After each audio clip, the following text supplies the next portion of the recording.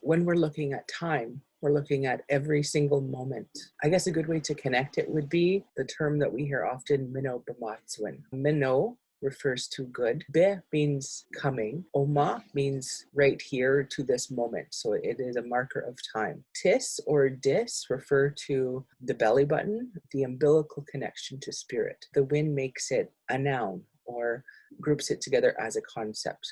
So my teacher explained the Bamatswin is the constant arrival to every moment in time from spirit. Well, when you have a deep understanding of spiritual connection, the belief that everything happens for a reason. My belief personally is that spirit does interventions. They have more power than human.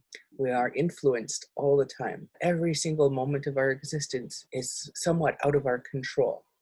It's controlled by spirit beings. It's controlled by fate.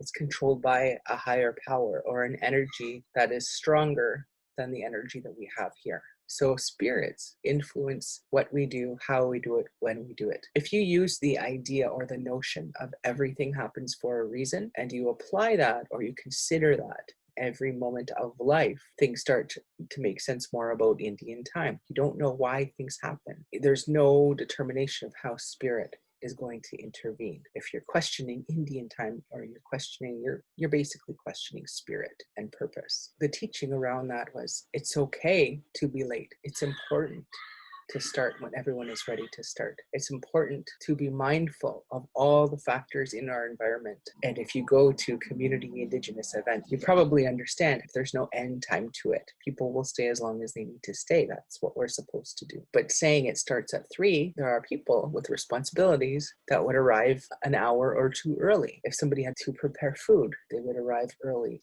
I was sharing a concept of Indian time. When I share that, I get a lot of stories from people, and they like, wow, yeah, I understand now. I understand why this happened.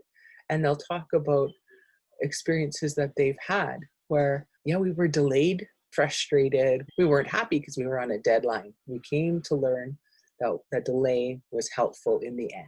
So the example that I have, I'll share my own personal stories for this. A couple of months ago, I was traveling out to the prairies to pick sage with one of my favorite teachers, elders, medicine people, and a friend of mine. I go to pick up my friend in the morning and she slept in. So I had to go down and wake her up, and I was a little bit frustrated. So I get to my favorite elder's house, almost to the city limits, ready to hit the highway. Then he's like kind of in shock. Oh no, I forgot my cell phone. We had just drove all this way and now we're turning around going all the way back. We get the cell phone, retrace our steps, head back towards the highway. And what we talked about there was Indian time. This happened for a reason. Don't be sorry. Don't feel bad.